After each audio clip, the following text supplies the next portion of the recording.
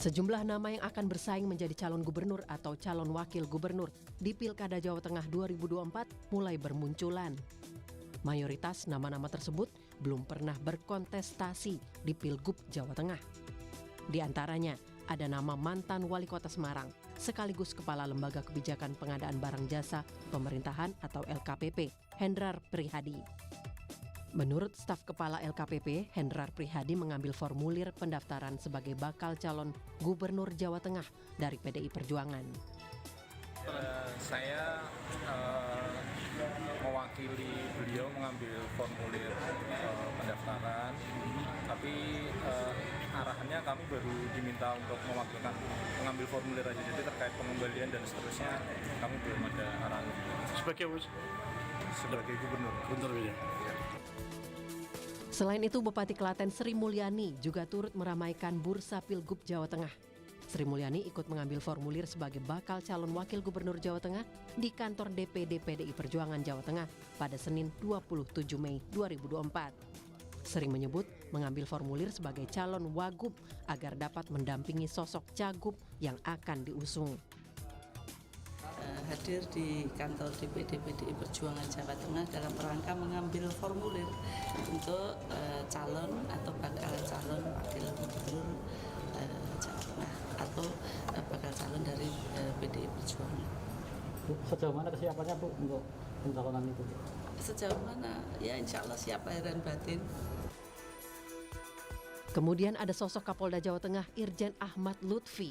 Spanduk dukungan terhadap Kapolda Jawa Tengah tersebut terus bermunculan di sejumlah daerah di Jawa Tengah. Ahmad Lutfi pun merespon soal banyaknya baliho yang bergambar wajahnya dan bernarasi maju Pilgub Jateng.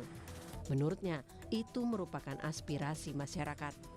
Alah, itu kan namanya spanduk kan aspirasi masyarakat. Yang jelas kita dinas, Terkait doa dari Haji tadi kan mendoakan juga mengarah ke Jawa Tengah. Saya pengen kita didoakan ya, untuk polisi didoakan oleh masyarakat kita jadi polisi yang baik. Kalau masyarakatnya doakan polisi baik, masyarakat baik. Selain nama-nama tersebut, masih ada nama Bupati Kendal, Diko Ganinduto, dan Ketua DPD Gerindra, Sudaryono. Diko disebut akan berpasangan dengan Raffi Ahmad untuk Pilgub Jawa Tengah.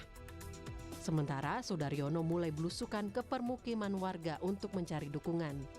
Sudaryono mengaku telah mendapat mandat langsung dari Ketua Umum Gerindra Prabowo Subianto.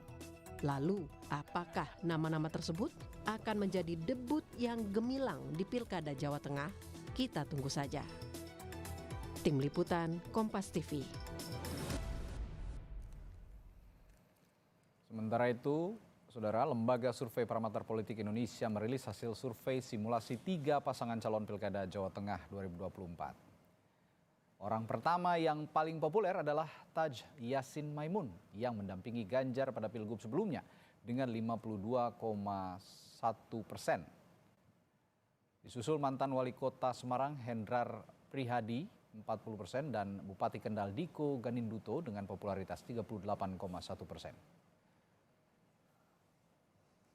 Selain itu ada Muhammad Yusuf Kudori atau lebih dikenal dengan sebutan Gus Yusuf, Ketua DPW Partai Kebangkitan Bangsa Jawa Tengah ini meraup suara responden sebesar 30,7%. Kemudian dari PDI Perjuangan, politisi senior Bambang Wuryanto atau yang dikenal dengan Bambang Pacul sebesar 29,5% dan Kapolda Jawa Tengah, Inspektur Jenderal Ahmad Lutfi dengan tingkat kepopuleran 28,3%.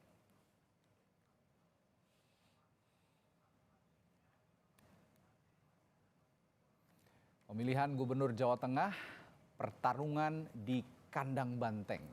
Seno Bagaskoro politisi PDIP, Muhammad Yusuf Kudori Ketua Bapilu PKB Jawa Tengah, Ahmad Doli Kurnia Wakil Ketua Umum Partai Golkar dan Adi Prayitno Direktur Eksekutif Parameter Politik Indonesia sudah bersama kami di Dialog Sapa Indonesia pagi hari ini.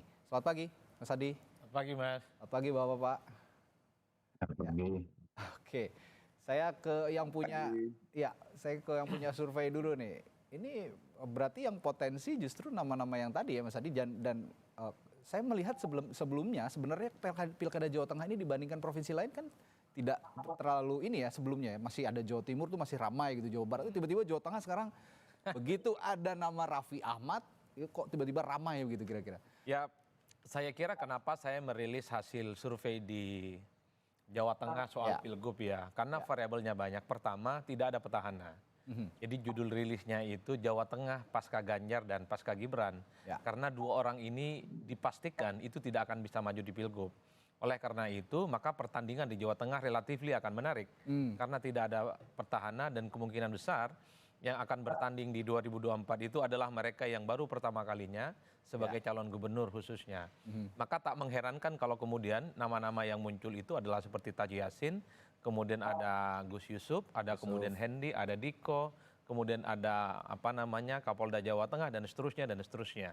Itu adalah nama-nama yang dicek sebenarnya dalam survei kita yang sangat potensial, diyakini gitu ya, bisa berkompetisi dalam Pilkada Jawa Tengah. Tentu dalam skala bagaimana mereka ini dipersepsikan sebagai orang yang populer dan kemungkinan akan dipilih.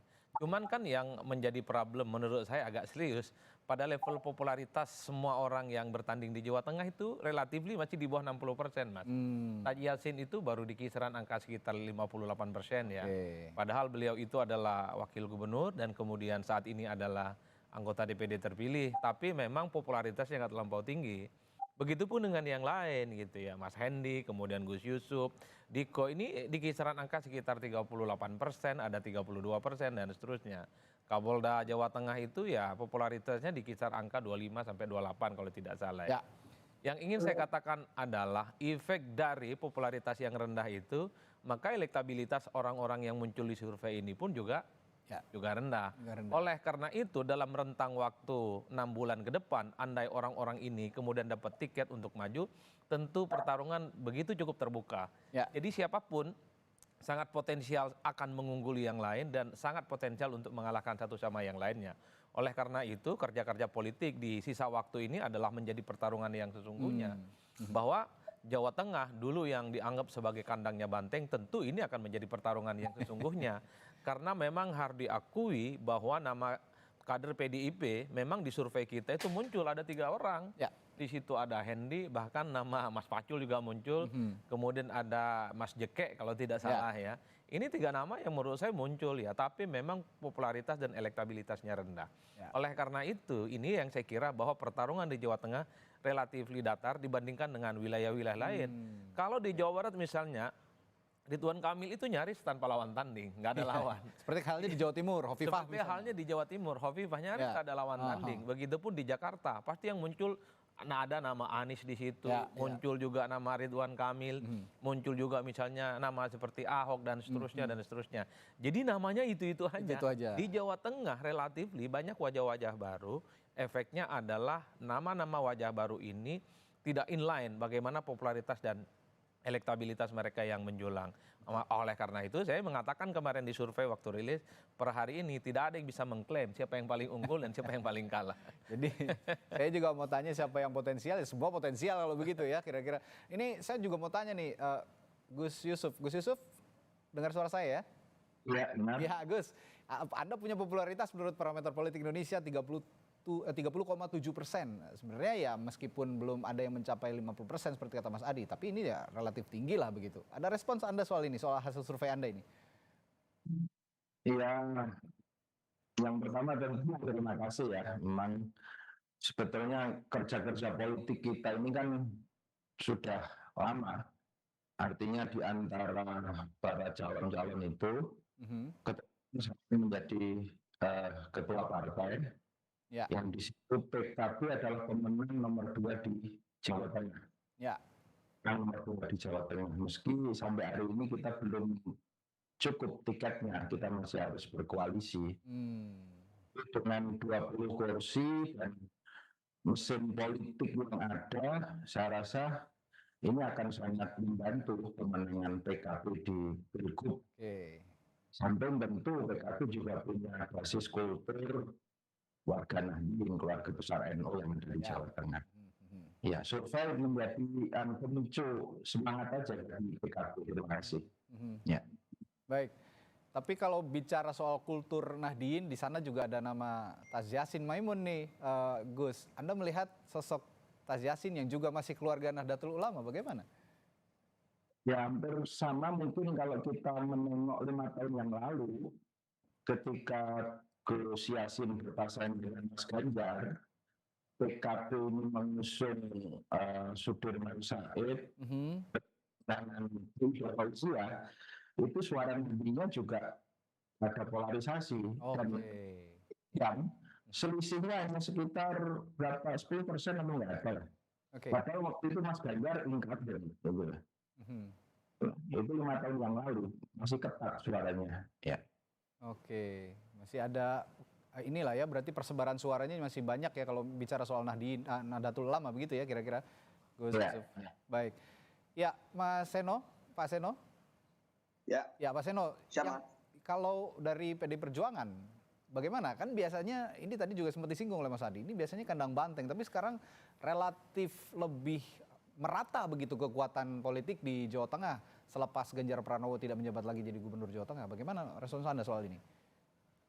Ya, kalau mau dibaratkan Jawa Tengah itu meskipun katakan misalnya kalau dalam skup nasional itu bukan Premier League, tapi masih La Liga lah. Oke, La Liga menarik nih analoginya nih. Masih kompetitif, masih seru, banyak tim yang bermunculan, yang punya potensi. Tapi tentu kalau bicara dominasi supremasi, Real Madrid masih paling sering dibicarakan kan begitu. Meskipun masih kompetitif gitu. Nah, artinya di Jawa Tengah pun kemarin juga kami masih bersyukur, kami masih diberi kepercayaan yang cukup di Pileg, yaitu sebesar kurang lebih ada 33 kursi kalau tidak salah, 27, sekian persen angka yang diraih oleh PDI Perjuangan, sehingga kalau mau dikatakan bisa mengusung sendiri sekalipun, sebenarnya bisa juga di Pilkada 2024 ini. Tetapi dalam kondisi itu kami tentu tidak mau berleha-leha. Situasi hari ini Pilkada cukup berbeda dengan Pilkada sebelumnya di tahun 2019. Ada berbagai variabel faktor yang harus kami pertimbangkan. Maka saat ini secara disiplin partai kami dalam tahapan penjaringan dan penyaringan calon. Berbagai nama-nama muncul, kami mencermati berbagai survei, termasuk surveinya Ustadz Adi Prayitno, dan mencermati nama-nama dan dinamika yang muncul di Pilkada Jawa Tengah, termasuk popularitas yang dimiliki kader kami internal. Ada misalnya Mas Hendy yang muncul, ada Pak Pacul, Pak Ketua DPD yang muncul, termasuk ada Gus Yusuf yang muncul di dalam survei tersebut. Basis pertimbangan kami tentu rasional dan saintifik. Bagaimanapun pemenangan pemilu harus linear dengan survei dan metodologi ilmiah. Di saat yang sama kami punya beban sejarah. Secara historis PDI Perjuangan selalu menjadi diidentikan dengan Jawa Tengah. 2 kali berturut-turut misalnya Mas Ganjar Pranowo terpilih menjadi gubernur di Jawa Tengah dan kemudian menjadi capres kami di Pilpres yang lalu. Jadi beban historis kami itu cukup berat di Jawa Tengah. Artinya kami mendapatkan kepercayaan rakyat berkali-kali dan kami mengharapkan di Pilkada besok kami tidak kemudian kehilangan kepercayaan itu dari masyarakat Jawa Tengah. Tentu kalau melihat pola, banyak kemungkinan yang bisa dilakukan PDI Perjuangan, Mas. Bisa saja misalnya seperti tahun 2019 lalu, ada koalisi semangka, itu merah hijau, nasionalis dan religius. Itu artinya variabel-variabel semacam itu, siapapun calon yang kami usung nanti, pasti akan mengusung message tertentu untuk menyikapi atau menghadapi dinamika politik dan demokrasi yang terjadi saat ini. Saya rasa itu. Ngomong-ngomong koalisi semangka, ini juga ada simulasi yang dilakukan oleh Parameter Politik Indonesia, Pak Seno. Ini di simulasi pasangan calon kedua, ada nama Pak Hendrar Prihadi, ini yang paling teratas jika dipasangkan dengan Gus Yusuf. Nah, Anda juga tadi sempat menyinggung ini kan, ada komunikasi politik dengan Gus Yusuf. Sejauh ini hitung-hitungan politiknya gimana? Kalau memang dengan Gus Yusuf, tapi dengan catatan kalau menurut surveinya Mas Adi ini, Mas Diko Ganinduto ini tidak dengan Raffi Ahmad. Bagaimana Anda lihat hitung-hitungan politiknya nih, Pak Seno? Ya, mungkin yang dilakukan dalam mencermati sebenarnya ke semua pihak. Jadi ya termasuk siapapun itu nama-nama yang muncul di dalam survei-survei yang bermunculan, termasuk dari Mas Adi Pray. Artinya siapapun itu menjadi pertimbangan kami. Yang muncul nama-nama itu kan berarti sudah melalui pertimbangan tertentu, mendapatkan elektabilitas dan popularitas tertentu yang tentunya harus kami cermati. Sekali lagi, partai dalam tahapan penjaringan dan penyaringan. Artinya ini dicermati betul. Nah, dalam rakernas kemarin, rakernas partai kemarin, sebenarnya kan Ibu Ketua Umum sudah memberikan satu arahan instruksi yang jelas. Yaitu siapapun yang mau maju di pilkada tidak hanya bicara elektoral. Kalau kira-kira berangkat atau ingin berangkat dari PDI Perjuangan, tapi message-nya clear. Harus terus melayani masyarakat, harus terus hadir di tengah masyarakat. Nanti pada saat bicara elektoral itu konsekuensi saja. Kalau turun di masyarakat baik, turun di masyarakat ini rasanya kemudian dianggap diperlukan, maka elektoral akan naik dengan sendirinya. Nah, pesan itulah yang dilakukan oleh semua calon yang kira-kira hari ini adalah kader PDI Perjuangan. Persoalan kemudian nanti partai akan melihat dengan tokoh siapa yang kira-kira kalau perlu dilakukan kerjasama politik, saya rasa seluruh kader PDI Perjuangan sangat paham bahwa nanti partai akan menentukan yang terbaik. Saya rasa itu. Sangat rasional yang Anda ungkapkan Pak Seno. Kalau memang mau punya elektabilitas baik, ya lakukan kerja-kerja politik yang baik, muncul di depan masyarakat begitu ya, dengan citra yang sangat baik pula begitu. Nah, kalau ngomongkan kerja politik Mas Adi, yang paling terlihat di sosok-sosok ini yang punya kerja politik sekarang paling masif dan juga paling intensif begitu di Jawa Tengah, siapa saja kira-kira tokohnya? Ya, saya kira memang cara mengukur kerja politik itu pada level popularitas dan elektabilitas di survei. Harus diakui, ada yang memulai kerja-kerja politiknya lama dan ada kerja-kerja politiknya relatif baru. Kalau kerja-kerja politik yang sudah lama dibangun itu tentu adalah Gus Yassin. Apapun judulnya, pernah berpasangan dengan Ganjar, pernah jadi wakil gubernur, jadi wajar kalau popularitas dan elektabilitasnya itu relatif mengungguli yang lain. Termasuk Gus Yusuf. Gus Yusuf kan lama juga dikaitkan dengan Jawa Tengah ya. Adalah sosok yang menurut saya kalau bicara Jawa Tengah, nggak bicara Gus Yusuf ya tak afdol sebenarnya. Betul. Selalu muncul. Jadi kalaupun toh di survei misalnya Gus Yusuf itu muncul, ya popularitas dan elektabilitasnya relatif juga bisa mendekati Gus Yassin. Bagi saya ini adalah bagian dari buah bagaimana penokohan dan kerja-kerja politik yang dilakukan oleh kader-kader PKB, Gus Yusuf yang terbangun selama ini. Termasuk misalnya soal Hendi. Hendi ini kan lama sebagai mantan wali kota Semarang, 2 periode dinilai punya prestasi yang cukup panjang dan selalu dikaitkan dengan Jawa Tengah sekalipun ditarik ke Jakarta. Nah, yang menurut saya relatif menjadi pendatang baru itu ada 2 nama yang menurut survei yang kita lakukan kemarin adalah Diko dan kemudian Kapolda Jawa Tengah. Apapun judulnya, 3 minggu, 4 minggu belakangan ini orang tak pernah berhenti bicara tentang Diko karena ada faktor Raffi Ahmad di situ. Ini yang saya tanyakan nanti. Kemana-mana kan bersama dengan Raffi Ahmad. Artinya apa? Ada faedah elektoral yang bisa didapatkan oleh Bupati Kendal yang kemudian secara perlahan membuat Diko itu menjadi spotlight pembicaraan soal kemungkinan maju di Jawa Tengah. Karena di survei secara popularitas dan elektabilitasnya sudah mulai masuk 4 besar. Begitupun dengan Kapolda Jawa Tengah, Pak Ahmad Yusuf Pak Ahmad Lutfi maksud saya, itu adalah nama yang sebenarnya baru-baru ini aja diperbincangkan.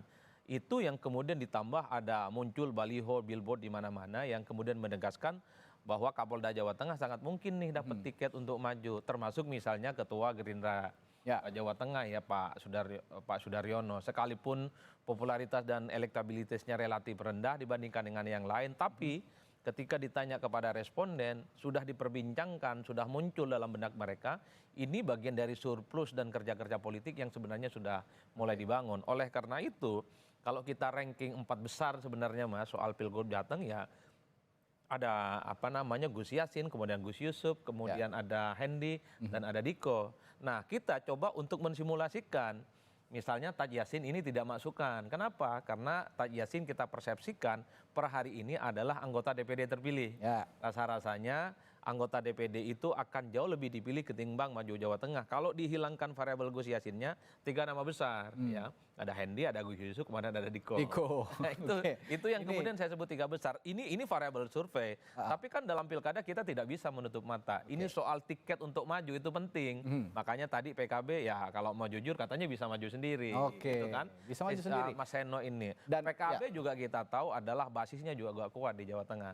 Dan selalu mendelegasikan kader-kader terbaiknya untuk bertanding. Waktu Pilgub Jawa Tengah beberapa waktu yang lalu, Bu Ida Fauzia bisa bersandingan dengan Pak Sudirman Said, sekalipun kalah, tapi yang jelas memberikan perlawanan yang cukup sengit ya terhadap Ganjar dan Gus Yassin saat itu. Menarik Jawa Tengah, pertarungannya datar, tidak ada yang terlampau dominan, kerja politik 6 bulan ke depan akan menjadi penentu soal siapa sebenarnya yang akan memenangkan pertarungan. Karena bagi saya, Pilgub itu adalah pemilihan kepala daerah secara langsung tanpa melalui warna-warna partai apapun. Karenanya yang menarik dari Jawa Tengah itu akan menjadi pertaruhan, apakah akan terus menjadi kandang banteng ataupun tidak.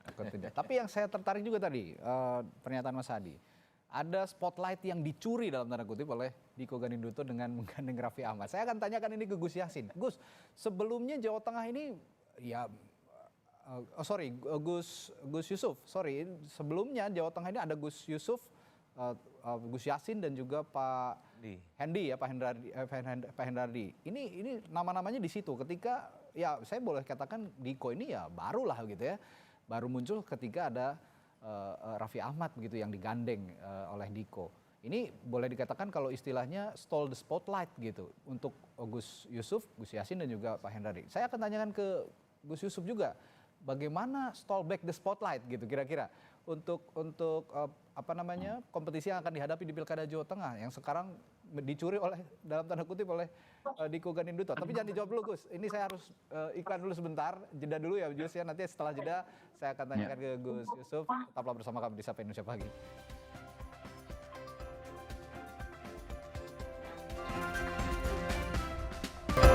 Ya, saudara, nama Diko Ganinduto ini kalau saya bilang tadi sebelum jeda itu stole the spotlight di kancah ataupun bursa calon di Pilkada Jawa Tengah. Sebelumnya yang beredar kan nama-nama seperti Gus Yusuf, Gus Yassin, lalu juga Pak Hendardi begitu ya.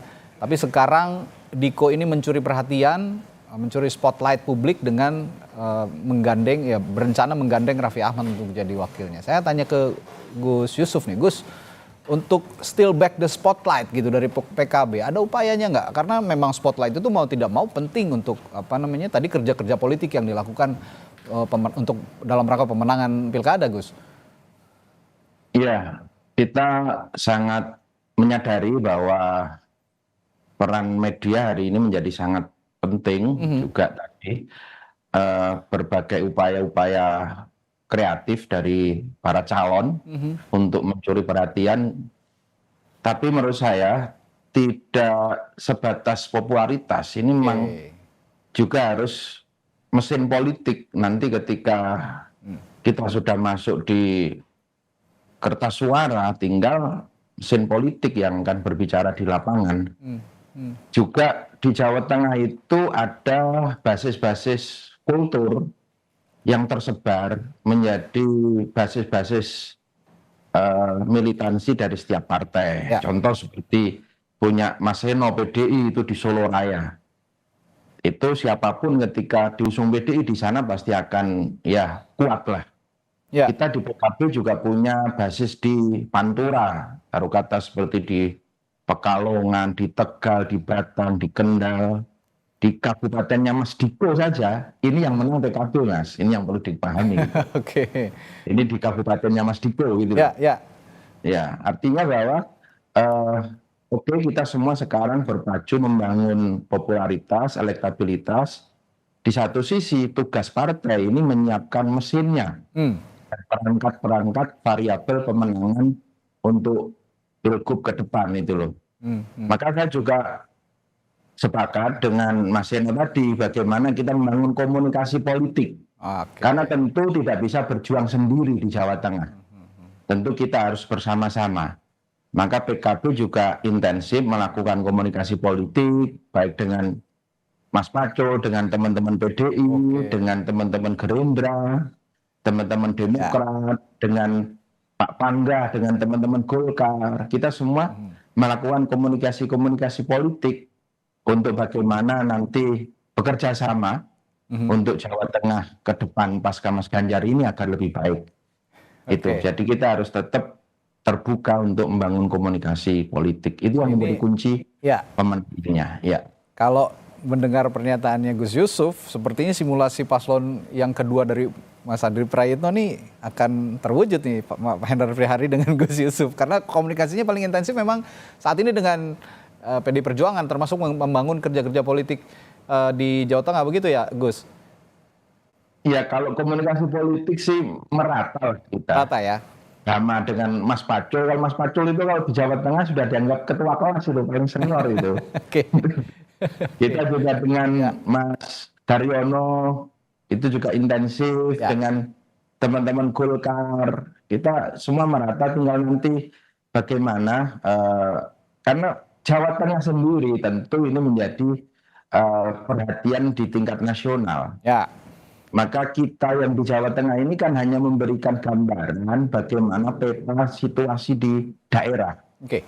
Keputusan kan tetap di DPP masing-masing kan, untuk mengambil keputusannya. Kita hanya berupaya, berikhtiar, dan memberikan gambaran. Nanti keputusan DPP kita masing-masing seperti apa, itu yang akan menjadi pijakan dari kader-kader di Jawa Tengah. Ya. Ini pagi hari ini juga sudah ada Wakil Ketua Umum Partai Golkar, Pak Ahmad Doli Kurnia. Pagi Pak Doli. Pagi. Ya. Assalamualaikum warahmatullahi wabarakatuh. Pak Doli, ini ngomongin soal kader Anda juga nih di Jawa Tengah. Ada nama Diko Ganinduto yang belakangan tadi saya katakan dengan istilah stole the spotlight untuk bursa calon di Jawa Tengah. Tapi tadi Gus Yusuf mengatakan tidak selamanya popularitas itu linear dengan kemenangan begitu untuk kerja-kerja politik. Perlu juga ada mesin politik dan basis kultur yang kuat. Untuk Partai Golkar sendiri basis kultur dan mesin politik yang disiapkan, kalau bicara basis kultur sepertinya juga tidak sekuat PDI Perjuangan dan PKB. Bagaimana Anda merespons ini, Pak Doli? Ya sebenarnya kalau menghadapi pilkada ini kan berbeda ya dengan pilpres, berbeda dengan pileg gitu ya. Nah yang paling penting pertama kan variabel utama itu soal tokohnya ya. Apakah orang yang kita rekomendasikan itu punya ketokohan yang kuat atau tidak ya, punya akseptabilitas atau tidak di daerah itu gitu. Dan itu kan kemudian nanti bisa kita ukur, diuji dengan survei. Ya memang dimulai dari popularitas, tidak mungkin orang bisa mendapat dukungan ya elektabilitasnya baik kalau tidak punya popularitas dulu gitu. Ya. Nah, jadi saya kira sekarang memang waktunya lah tokoh-tokoh siapa saja ya untuk yang sudah memang populer itu makin menguatkan, itu dikonversi menjadi elektabilitas. Nah, yang baru mulai ya tentu harus meningkatkan popularitasnya dulu. Nah yang kedua adalah variabel dukungan instrumen politik ya, itu yang tadi mungkin sering disinggung soal bagaimana tokoh itu juga tidak mungkin bisa menang kalau tidak didukung oleh instrumen politik. Ya. Di kita ini adalah partai-partai politik ya, didukung oleh sebuah partai politik atau gabungan partai politik. Nah ini yang juga tentu kemudian harus dibangun ya, komunikasi politik antar partai politik yang mau mengusung tokoh itu. Nah Golkar dalam hal ini tentu kami memahami situasi di Jawa Tengah ya, tentu membuka diri.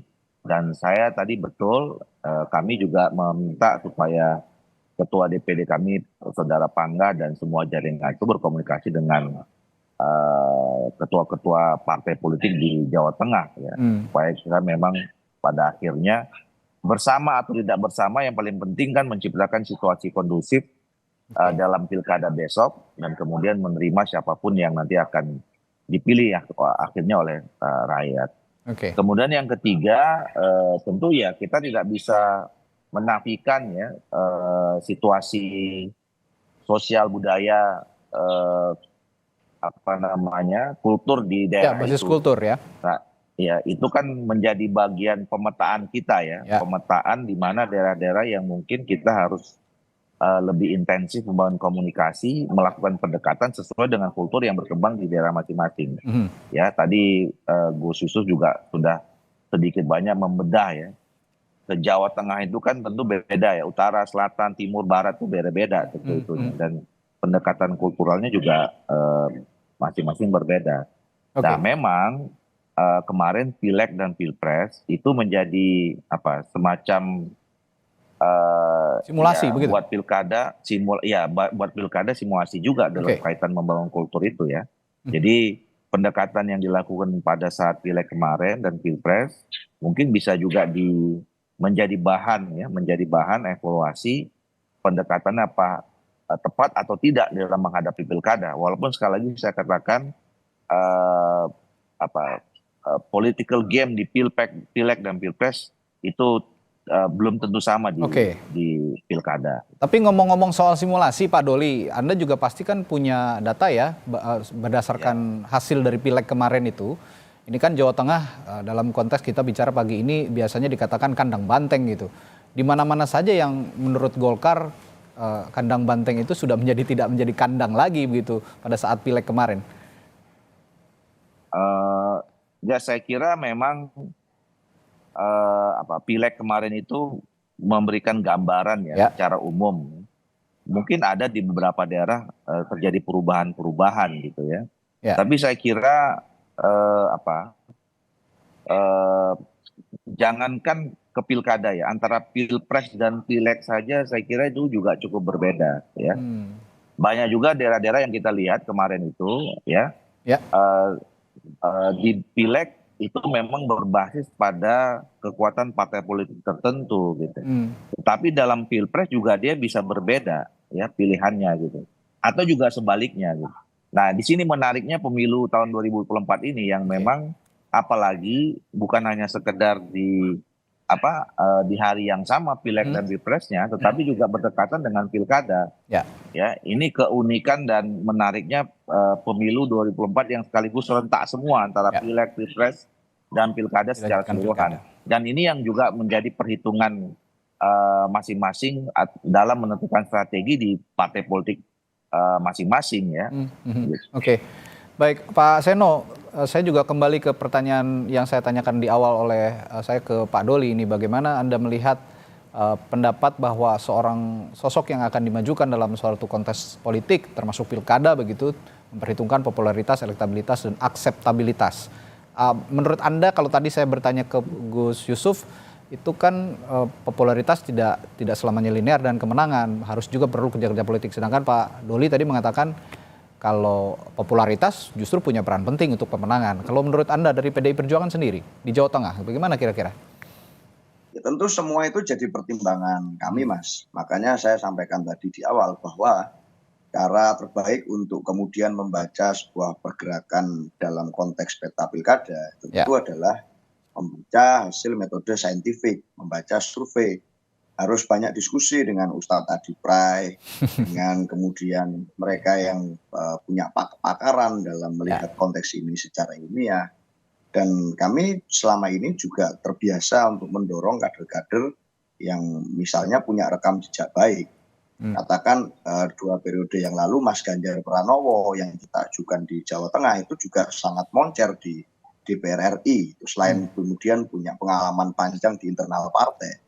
Nama-nama yang kemudian muncul hari ini pun di pilkada manapun di seluruh Indonesia, kalau dari kader internal PDI Perjuangan juga bisa di-track rekam jejaknya selama ini bagaimana kompetensinya dalam memimpin daerah, misalnya sebelumnya pernah menjadi kepala daerah, atau kiprahnya selama menjadi legislator. Saya rasa itu semua punya track record panjang yang bisa dicek. Apalagi hari ini kami juga punya incumbent di Jawa Tengah yang 2 periode terakhir memimpin Jawa Tengah. Dan sudah disampaikan di dalam internal partai bahwa Mas Ganjar Pranowo juga akan ikut turun gunung untuk mengendorse dan melakukan kampanye politik, kerja-kerja konsolidasi bagi pilkada Jawa Tengah nanti, bagi kader yang atau calon yang diusung oleh PDI Perjuangan.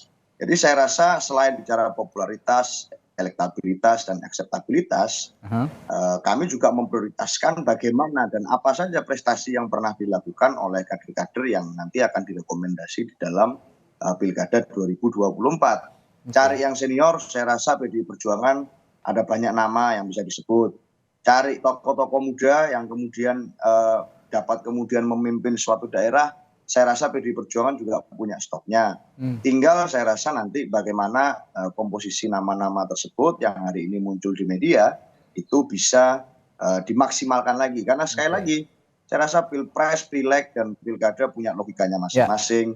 Peta kerjasama politiknya pun bisa berbeda-beda.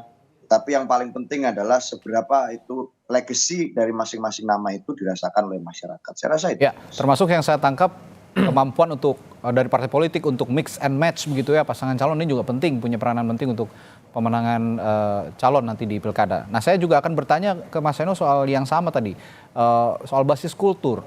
Kita bicara pagi hari ini kandang banteng yang sepertinya di Pileg kemarin cukup lumayan tergerus, lalu juga di Pilpres. Nah, bagaimana dengan pilkada? Bagaimana Anda menjaga basis kultur termasuk dengan kekuatan mesin politik PD Perjuangan yang ada di Jawa Tengah saat ini? Ya, kami bersyukur bahwa di Pileg meskipun secara Pilpres kami merasakan betul bagaimana kami dikalahkan oleh berbagai macam situasi yang ini saya rasa tidak perlu saya ulang lagi berbagai situasi itu. Oke. Dan hari ini pun kami masih bersengketa di PT UN secara hukum dan legal formal terkait itu. Tapi di dalam Pileg kami masih bersyukur diberi amanat rakyat, masyarakat masih sayang pada kami sehingga kemudian kami masih mendapatkan jumlah perolehan kursi yang secara persentase cukup signifikan, cukup baik. Artinya kalau bicara kandang banteng sebenarnya salah satu basis penting, baik tidak hanya secara elektoral, tapi juga secara culture dan secara sejarah, Jawa Tengah masih masuk di dalam basis tersebut. Dan kami percaya itu tidak akan bisa terjadi kalau tidak diimbangi dengan kinerja-kinerja partai dan seluruh kader partai yang selama ini berjalan. Gus Yusuf maupun Pak Doli menyampaikan bahwa bagaimanapun ya mesin politik partai itu juga penting di dalam kemudian membangun sebuah basis. Maka saya rasa nanti akan teruji betul di pilkada besok sebagai ujian terakhir sebelum kita semua melakukan puasa pemilu 4 tahun. Karena ini kan pilkada serentak ini kan pertama kali sebenarnya semuanya, gubernur, kabupaten, kota jadi satu semua. Maka tentu nanti kami harus berpikir siapa calon gubernur yang dan calon wakil gubernur yang diajukan. Tentu nanti akan ada korelasi dalam tanda kutip paketan-paketan dengan calon bupati dan calon wali kota di seluruh daerah di Jawa Tengah. Nah, hal ini juga tentu menjadi variabel pertimbangan kami. Saya rasa itu. Basis kultur yang diklaim bisa dijaga, lalu kekuatan mesin politik yang juga masih baik diklaim oleh Pak Seno tadi, ini tinggal nanti siapa sosok yang diusung juga penting untuk mendukung basis kultur yang masih bisa dijaga dan mesin politik yang masih kuat diklaim oleh Pak Seno tadi. Tapi saya ingin menambahkan satu hal, Mas Adi, selain elektabilitas, popularitas dan akseptabilitas, ada juga isi tas nih. Kekuatan finansial dari masing-masing partai politik juga penting dan kekuatan siapa yang berada di balik calon itu. Kalau di Jawa Tengah, menurut Anda siapa yang bisa berinvestasi politik yang rasional untuk bisa memenangkan pertarungan di Jawa Tengah?